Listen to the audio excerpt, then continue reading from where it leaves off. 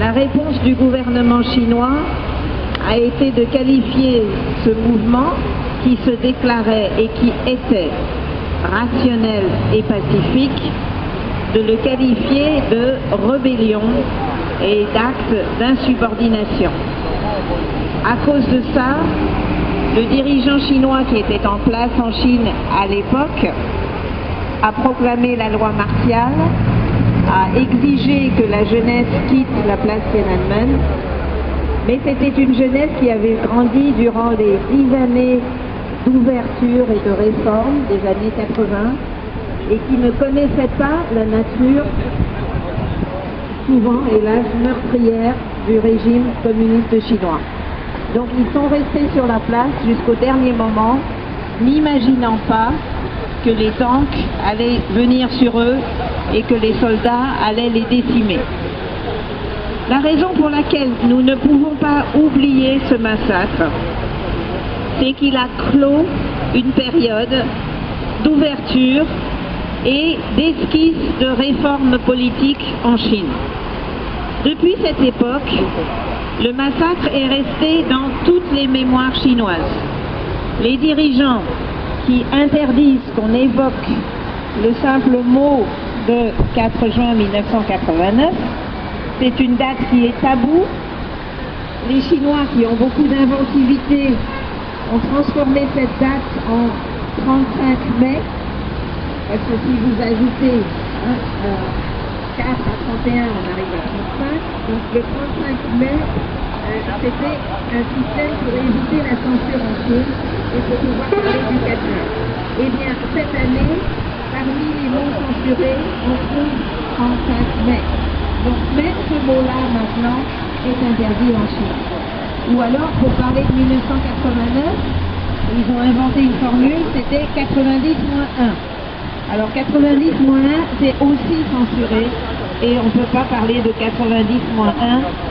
sur Internet en Chine. Donc vous voyez, cette date reste extraordinairement sensible et il est indispensable pour nous de rappeler au public occidental, de rappeler aux Chinois en Chine, de rappeler aux dirigeants chinois que c'est un crime impardonnable et dont il va falloir tôt ou tard discuter de la nature et exiger de ceux qui l'ont commis de présenter leurs explications et à la justice de faire son travail.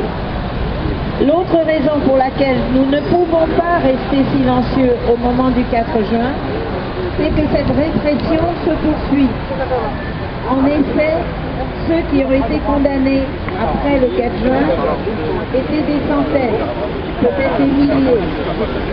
Certains d'entre eux quittent à peine les prisons maintenant, 24 ans après leur arrestation. D'autres ont fait 4 ans, 10 ans de prison.